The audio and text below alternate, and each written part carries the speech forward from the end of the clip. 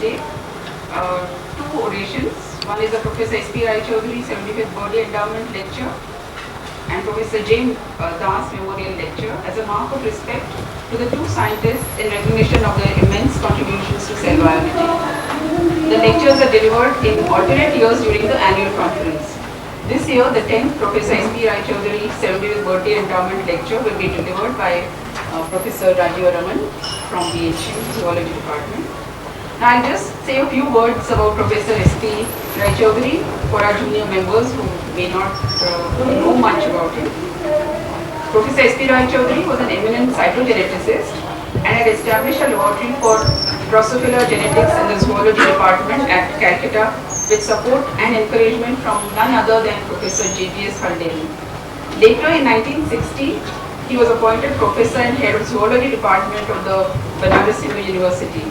It is here that Professor Rai Chaudhary made his greatest contributions to education, administration and research until his retirement in 1971. He not only established a laboratory for Drosophila genetics,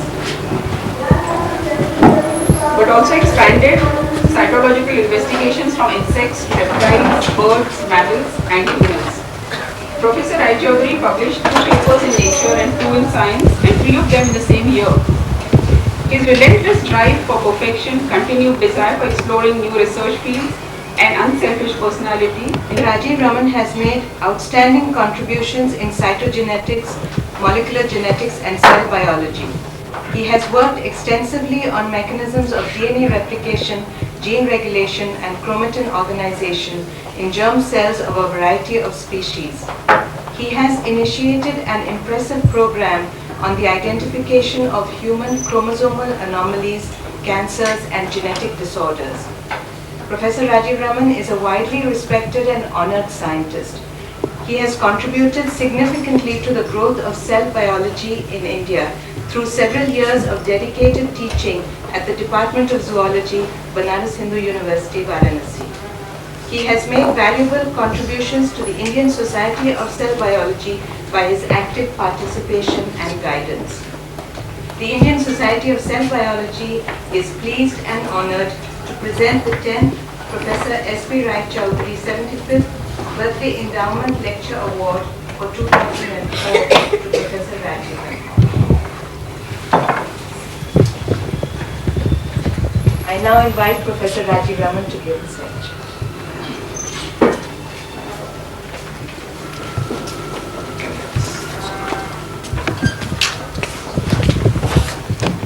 I've been one of those fortunate ones who had an opportunity to be taught by Professor Rai Chaudhary. I am one of those who learned the alphabets of genetics at his feet.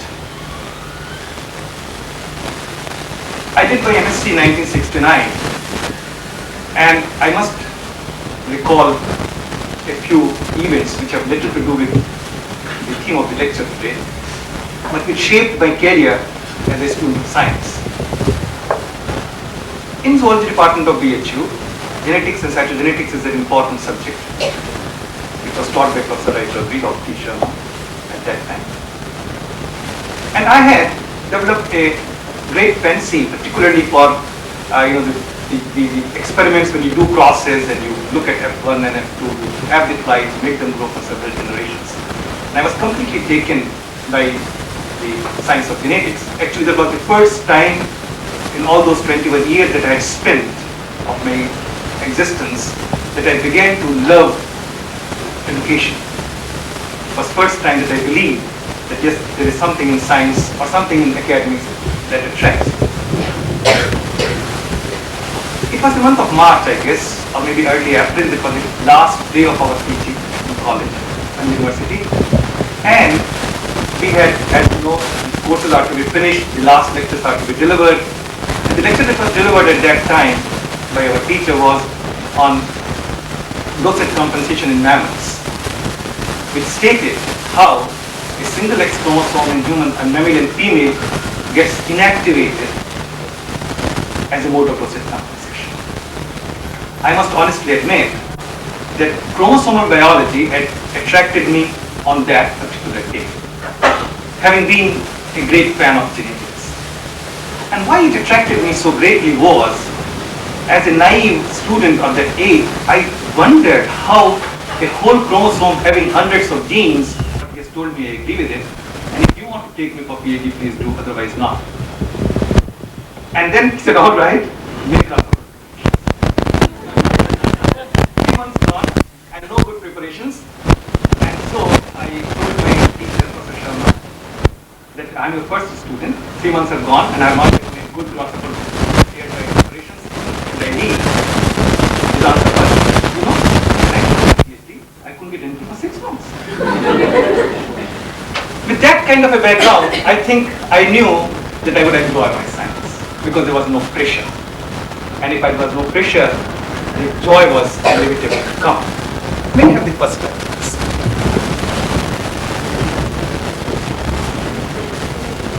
Learned that area and began to do research, and that's how we worked ahead. It is not grasshopper meiosis because I couldn't get a good picture to show you, but this is mouse. This is again meiotic. This is what is called as metaphase 1, and this is a different method of doing. This is by air drying, the blessed air drying which I was trying to make earlier, and this is a preparation which we call as surface drying technique, where you can see the planetary content. I just show this picture to you because this is where the material came to begin with. The good thing about it is that you can see the sex chromosomes, and you can see the sex chromosomes X and Y. They do not pair much, and only a small little pairs, and much of it remains unpaired. This single X chromosome actually is the cause of dosage compensation in the sense that the males have got only one and the females have got 2 X chromosomes. And therefore, as I told you right in the beginning, one of my attractions was, if I were to do cytogenetics, was to look at this phenomenon in the middle. Which of course I could not do, because by the time we got into this, we knew enough work had been done. But what it did occur to me was that the single X chromosome in the male, which is not inactivated, or which is single, and therefore the single X in the female is inactivated, does get inactivated during histologenesis or during meiosis. This is again a meiotic regulation. And this is a technique which is called the in situ DNA one-way translation. A chromosome biologist fetish learned to do at that time, where he tried to show in situ the reasons to the DNA was sensitive, and to show this is the region of the sex chromosome which is completely resistant to DNA 1, which was because it was condensed, it was transcription not active, and it was heterochromatized. And therefore we began to wonder at some point of time as to what kind of inactivation, X inactivation goes on here. My talk is not on this, but this did give us some idea to look at. We proposed a model thereafter, which we said how stepwise X inactivation takes place in this male X chromosome. And what is that in recent years, through extremely beautiful molecular transgenic techniques, it has been modeled, the same kind of phenomenon occurs, which we proposed as a model several years ago. What are the mechanisms of inactivation of X chromosome in mammals? Was proposed to be DNA methylation. That is, that the X chromosome which gets inactivated, most of its genes tend to get methylated. This was a hypothesis given by Robert Holiday as well as by in 1976-77, and that I thought I should begin to look at methylation as a mechanism. As I said, my talk moves away from this, but that is how we began to look at this phenomenon of DNA methylation in the next piece. Another effort in the same direction. So DNA methylation was studied at that time, even now. If we can, this is a methylation process where I will talk about it later again, where cytosine went together with CPG, which cuts the DNA sequence CCGG, where you could, this would cut the sequence CCGG, but if there was an isomer of it, alpha 2, which cuts the same sequence, but if it was methylated, then it would be resistant to that. You could see here in this picture that when you cut this, when you do the nick translation with MSP1, you would see that there are many more grains, there are autoradiograms, much more digestion takes place. If you cut it with HEPA2 or AHA1, the level of digestion is much less. That showed that perhaps it was because of methylation. The next slide, please. we asked this question, and I feel very happy about that work. We thought, if we prevent methylation during meiosis or during early spermatogenesis, is it that we will make the inactive X chromosome active? The question that we asked at that time was, if we don't allow methylation to take place, whether we can make the sex vesicle become decondensed. The approach was simple, that you could digest your DNA and then with these enzymes like MSP1, HEPA2, HAA1, and then see, do end labeling and see how it looks like. This is a control picture you would see. If you cut the DNA with, these are global pictures, there's the total DNA. If you cut it with MSP1, the DNA is cut right into a smear as would be expected. But if you cut it with HEPA2 or HAA1, you would find that most of the DNA remains at the top because much DNA was methylated. These three sectors that you are seeing, these were done by separating the meiotic, the testis cells. They were gonial cells. This bunch is packetines of primary spermatocytes. They are spermatids and they are sperm. And you can see that how much this genome was methylated. How do we hypomethylate it? You can give it a drug. The drug, one of the drugs is called as 5-azacitidine, which is an analog of cytosine. So if this drug is incorporated into DNA, that site where azacitidine occurs will not get methylated. And what we did was, we knew that the meiosis in mouse starts by day 7. With MSP1 and HEPA2, you would find that when you give this and sacrifice the animal later on, you will find that it has become hypomethylated, because even the HEPA2 digested DNA was completely digestible. Even the HEPA1 showed a greater digestion. So the next slide, please. But the results that we got were astounding. The result that we got was that the cells, once given as a cytidine, they did not move into meiotic cells. This is a section of the mouse treated with azacitidine, and 7 days later at day 15, you would find that this picture and they look identical because there was no entry into meiosis. Cells did not enter meiosis just because they had become hypomethylate. This was amazing. So we forgot about X inactivation, we forgot about everything else, and this got our attention, and we thought we should begin to look at the process of methylation per se as how it works. And the next slide, please. This is just to tell you, as anybody would have done, we did the SDS page electrophoresis. We tried to see whether there are some polypeptides which occurred one way or the other, and a number of them do. There are dots to show you which appeared and which didn't. I don't want to bother you with this, but there were nice playful experiments done somewhere in 1991-92, and they were extremely interesting because it was first example to show that if you hypomethylate the testis cells, they will not differentiate into these spermatocytes from gonia, the spermatocytes that differentiate. Later on, there have been extremely beautiful experiments done in making mutations of methyl transferases with identical results. Next one, please. So friends, this is how we got into this region, is DNA methylation. Next one. And this modification of cytosine occurs when it post-replicationally, when it occurs in CPG, dinucleotides in the vertebrate genome. Next one. And it uses an enzyme, DNA methyl transferase, which transfers a methyl group from using 5S-adenosylmethionine to C5 position, and that's how the DNA gets methylated. Two things happen, or the next one. This is just to show you the chemistry of it, and I won't explain this much. This is how this cytosine is in several steps. It's the methyl group is put here. This is the methyl transferase enzyme. This is the DNA, how it plucks out. So these are the pictures. These are fashionable these days. So I've shown you, but I can't explain to you much about it. The next one. The total genomic picture that I was showing you, there's a large amount of DNA methylation takes place right through the spermatogenesis in this form. As well as ova, they both are fairly highly methylated when they come to form the zygote. And then a remarkable thing happens as the zygote is formed, and that is that the total genome begins to get demethylated. Interestingly, the male gamete, that is the sperm, gets demethylated even before it fuses with the female pronucleus. So in the egg itself, the male pronucleus is already identified 5 selectively, and therefore it gets demethylated, and subsequently in the next 4 to 5 cleavages, even the female genome gets largely demethylated.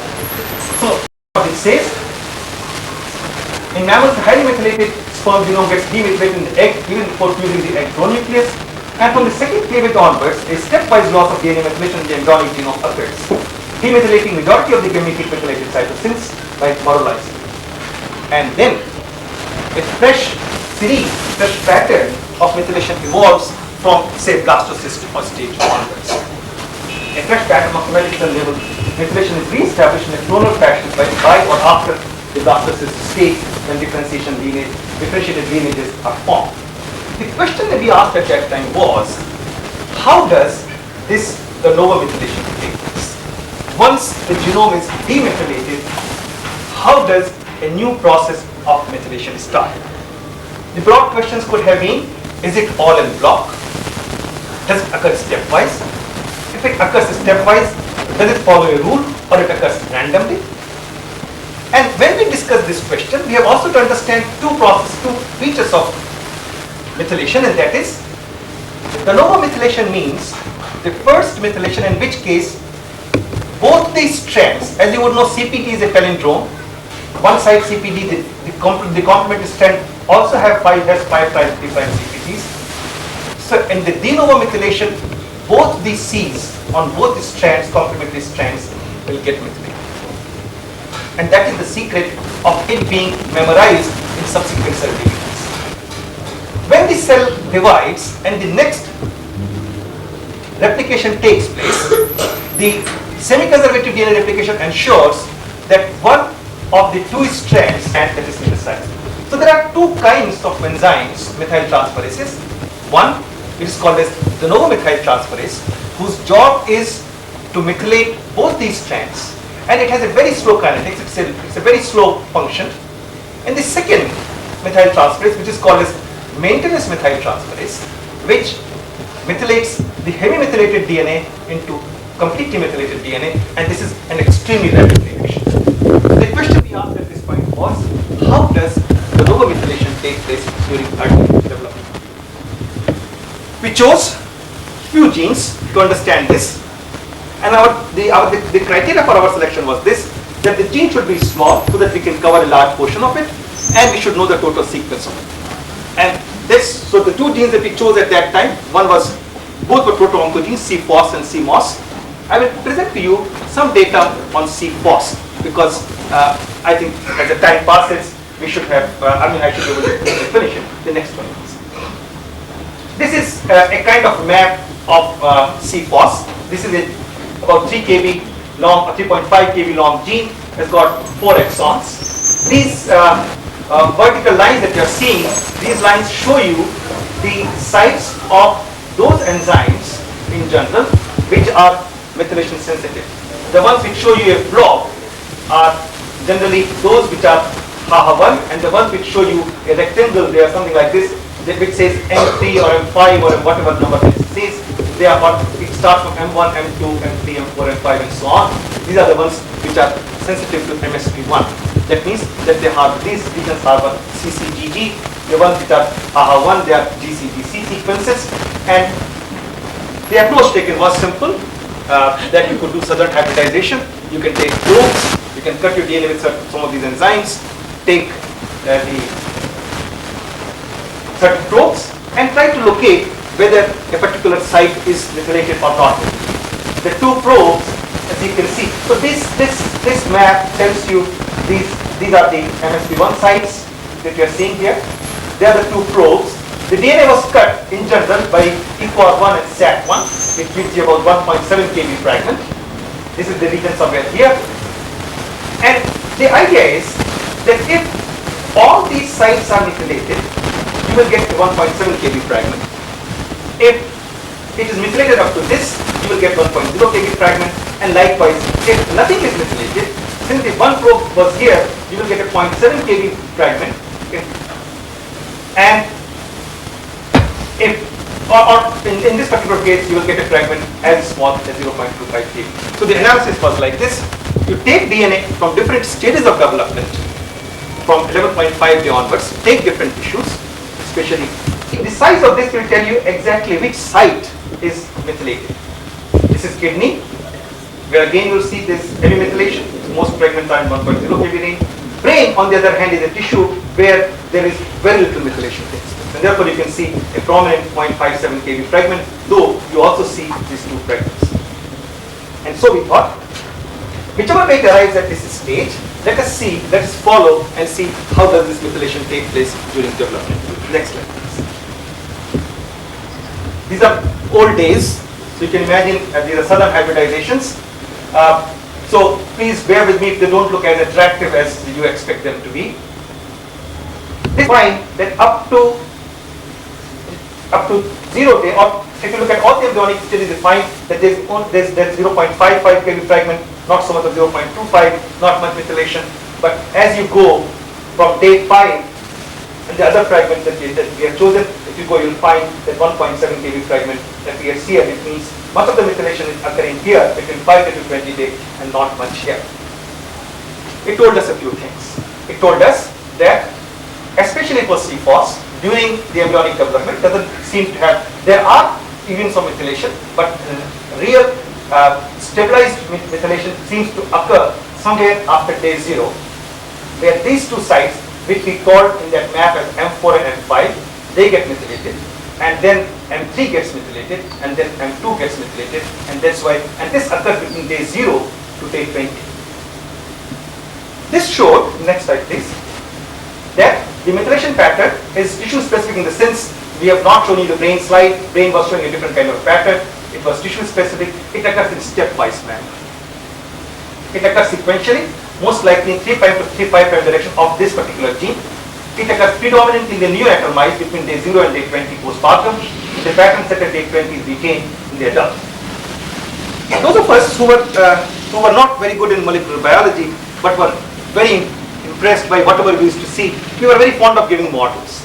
So immediately we made a model, and the next one please. At that time in 1996-97, we still knew of only a single DNA methyltransferase, the mutation in which led to failure of methylation and led to the early death of the embryos. That was called as DNMTase, shown by Ganesh, Rudolf Junisch. And so we believed that this methyltransferase, which would then suspected to be acting both as a de novo as well as a methyltransferase, we gave a model which said that this methyltransferase, since it's a post-replicational modification, must be a part of the replisome. And as the replisome comes, and if it comes across a cytosine, then what would happen? That this cytosine, it will, because it's a very slow kinetics, the replisome would move, the methylase will stay there and make both the cytosines methylated. When the next division occurs, when the next cycle occurs, so this will result into CCDD, a de novo methylation here. When the next cycle occurs, as now the replication proceeds, this will lead to a hemimethylated DNA, like here, and this will go ahead because this is no problem. It will quickly remethylated. As I said, hemimethylated DNA could be rapidly remethylated and go to the next site. Again, since that site would be unmethylated, it would stop here. Replisome will proceed, and that's how. And that is why we said that in every cell cycle, it should be one methylation site which will get methylated and it will go beyond. We sent it for publication. As would happen, they said that the results are very nice. The model is very good, but it's atrocious because their results are not good enough, because they have not looked at so many other, they are only restriction sites. There will be so many more CCGGs in between, since they have not taken account of that. So even though this model explains their results, it does not take into account of so many more CCGGs, so the paper was turned down. And so what we did was, we withdrew the model, sent the paper, it was accepted. So, but the question remains. The question is that one thing was clear, that it is a stepwise process. But what is not clear is that even if you look at the embryonic stage, you find that there are multiple bands that you always see. What does it mean?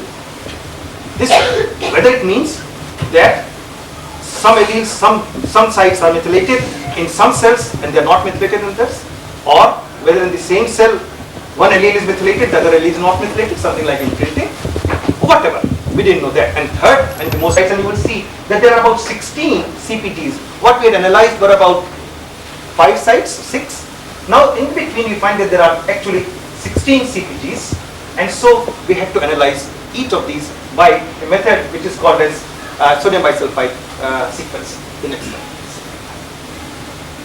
The principle involved in this case is that if this cytosine is sulfonated, it gets sulfonated, and then there is hydrolytic deamination by the presence of hydroquinone, then it becomes a uracil sulfonate. So by this process of sulfonation, a cytosine could become like uracil sulfonate, and then if you can remove, if you desulfonate it, then what yields from this cytosine is a uracil. That means that if you do this treatment, the cytosines will convert to uracils, which would mean in terms of DNA, it will become like thymidine. But those cytosines that are methylated will not get converted. And therefore, after this treatment, if you do the sequencing, then you would get almost all those cytosines that were not methylated, and the larger number would be of those will be converted to U, and that means T, and only those cytosines will come in the lane for cytosine that have got methylated. Of course, that means that you have got, next slide please, a rather changed situation. Supposing this is a sequence, can I have this also off, because I think these days of having colorful slides, we often miss the real thing. Anyway, there is one colorful GC here, whether it is visible or not I don't know, and there are other CGs here also, or C's and G's and so on. When you do this step, you will find that all these C's, one C here, a C here, a C here, they will become U's. But this C, which is methylated, would continue to be C, methylated C. When you PCR amplify this, you will have to take 2 different strands, because now this U will find as its pair, this will be T and this will find its pair A, whereas this of course will remain as such. At the same time, most of these G's which had the U as a complementary sequence will now have this again will change. So now we would have both the complementary strands would be entirely different. And so when you do the PCR, you can get 2 different kinds of products. Then if you want to now analyze what they are, either you can sequence them directly or you can clone them and then sequence. The idea is that by so doing, you would be able to know in a given clone, a clone would mean maybe one cell, whether this was methylated or it was not methylated. The next one. This is just to show you that when you do this sulfonation and then you do the PCR, when you take the standard primers, you will find that there is nothing, no amplification. Only when you do the primer which you have calculated after seeing what the sequence would be like after change of the sulfonation, you will find it will amplify. So these are the lanes where this gets amplified. These are the controls, which means the native sequences which do not amplify, showing that your sulfonation has worked. This is only to show you the 2 complementary strands would behave differently, and so you can distinguish them. The next one is. This is just to do their own manual sequencing. Every time point you should have to sequence, clone and sequence around say 10 to 20 clones. That will give you an idea only about 10 to 20 cells, but nevertheless. Now you see this is for example GATC, as these lanes are. This is the C lane you would see, and you would find in this lane, this is the only C, one here and one here. These are the 2 C that you see here. Likewise you see in this lane 1, 2 and 3. This is here like this. See here 1, 2, 3, 4. These are the complementary strands. You'll find again 1, 2, 3, 4. So this again here you'll find. So this is the lane which indicates methylated C. So if you know the sequence which we knew, and when you do this you can sit with the sequence and you can show which cytosine has methylated. I'm showing you this just to convince you that there is a huge amount of working to be done. I mean, it looks like one has to slog, because every single time point, every single stage, you have to make so many clones, make so many sequences, and so on. And next slide, please. And then what we do is, you now try to place as all these these blobs that you are seeing is each is a cytosine, and then you see the black ones show the ones which have got methylated, the white ones are those which are not methylated. They show you different days from which they have been done. This is 11.5 I guess, or 12.5.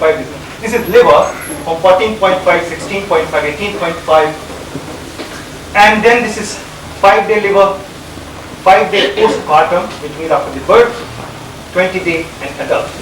Look at adult.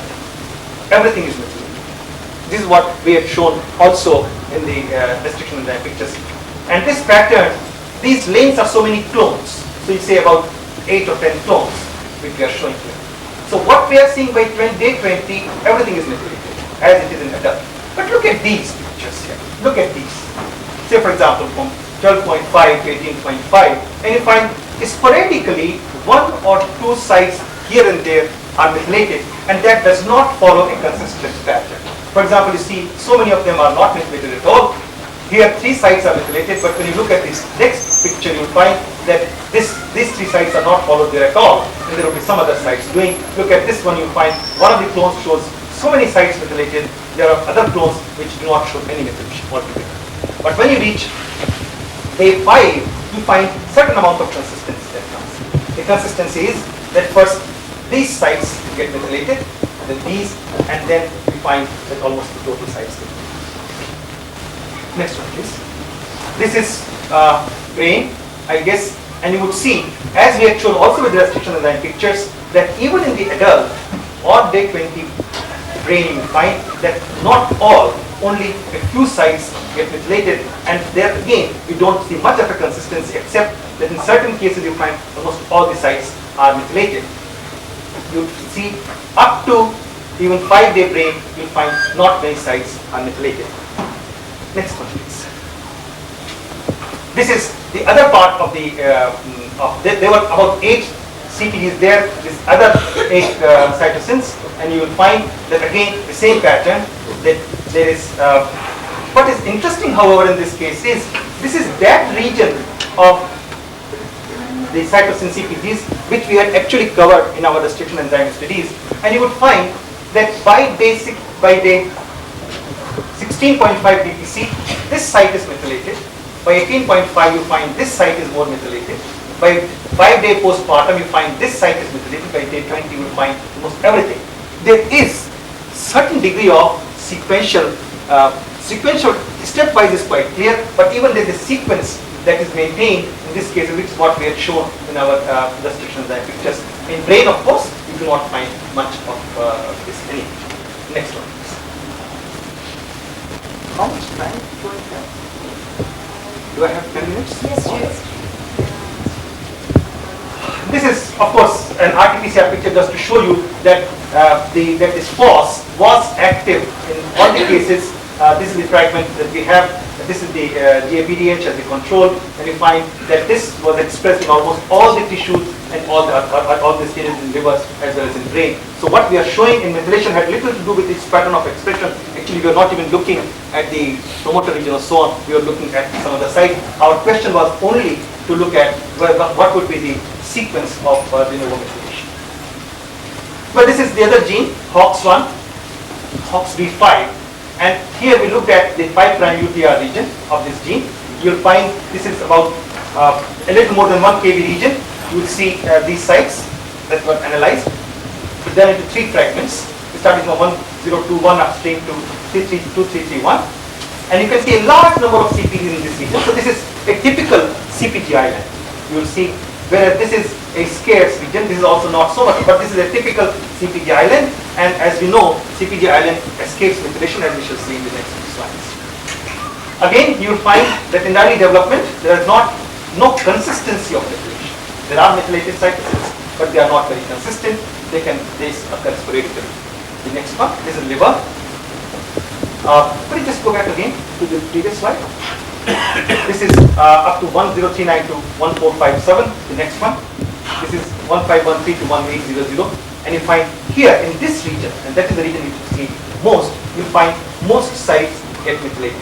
And the next one, that's the region to the CPG island. At no stage, even in the adult liver, you find there is hardly any methylation occurring in this region. This is that part of the UTR which which was, or the promoter region, upstream region, which was having a CPG island.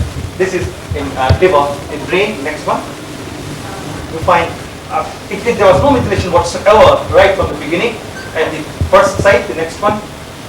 Okay, so that doesn't show any methylation. This is just to show you again that this site, this was a functional gene in almost all the tissues. The next one is 5' is not methylated at all at any stage. The CPG island in Fox D5' remains unmethylated closed embryonic development and is done. Next one is. So then we wondered as to why it is that in the embryonic development there was not much, or at least there was an inconsistent methylation. Only at the adult stage or only after the birth that methylation occurred. Now, whether it is unique to these two genes or whether this could be more consistent pattern, we can't say. But then what we tried to do was to look at certain methyl transferases. As of now, as I said, in 1995-96, one knew of only one methyl transferase, and one thought maybe this does both the functions, that of a de novo methyl transferase as well as a maintenance methyl transferase. But as the time has passed, now we have got a battery of methyl transferases. They are tissue specific, they could be sequence specific. This is DNMT1, which is considered to be, this was actually the methylase which was first recorded and which was supposed to do both functions. We now know that it's only maintenance methyl transferase. Please go on clicking until we get all of them. And now you find that there is such a large number of methyl transferases. DNMT1-3A is a de novo methyl transferase, but it can also function as a maintenance methyl transferase. So these are now, this DNMT1O is a maintenance methyl transferase, but it's unique to oocyte. DNMT131 is the one which is unique to imprinting methyl transferase, and there are more of these which can occur in either they function as a methyl transferase or they occur. So we obtained antibodies for two of the methyl transferases and tried to look for their expression using RT-PCR as could be expected, and used the antibody to one of them, to DNMT1, and tried to look for their localization in the cell just to be able to get a feeling of what happened. Part of this was yesterday presented in a poster, so I have actually reduced my slides dramatically here. So the next one please. What we could show is, this is DNMT3A gene, and we could show by RT-PCR that except in ovary here, where it doesn't express, this is expressed during early development in liver, brain, kidney, spleen. This is of course GAPDH, our control, and you can see that this is expressed. The quantities can vary, but I will not say much on that. It is expressed all the way. Actually, you'll find that by this standard, there is a little less here than in other stages. It is here that you get methylation mostly. So, as long as the transcripts for this was concerned, I think these methyl transferases were present. The next one, please. This is DNMT1. And you find again, of course, here we get a number of isoforms. Something you get a couple of grams for these or more in this, but they are expressed particularly in brain. And you can consider it's expressed in all of them. And ovary again is not expressed. Next one, please. So this was present. At least these two enzymes were present in all the cells, but in adult, in the larval, the oval and maintenance during fetal development are less stringent and thus error prone. Alternatively, some demethylases may act simultaneously, which remove the newly methylated sites. The neonatal establishment of the methylation suggests a different set of more stringent DNA methyl transferases during this period, and methylation preferentially moves unidirectionally. So I think this is more or less what we have done in this area during the past, say, 10 years. The next slide, please. These are some of those who have made, added to my knowledge in any area of cytogenetics. These are students who did PhD with me, Nindajit Nanda. I'm glad that Prof. Dubey is here in the audience. Yashri, why they do research? By saying it is fun. The motives of individuals are complex. Being investigators of nature may not protect them from a narrow spirit of competitiveness and clarity claiming. Yet, when all self-seeking aspects of their motives are excluded, there remains a residue of purity in their search for attainable truths. It is this residue from which arises the exalted fun of science. I have enjoyed my science greatly. Thank you very much.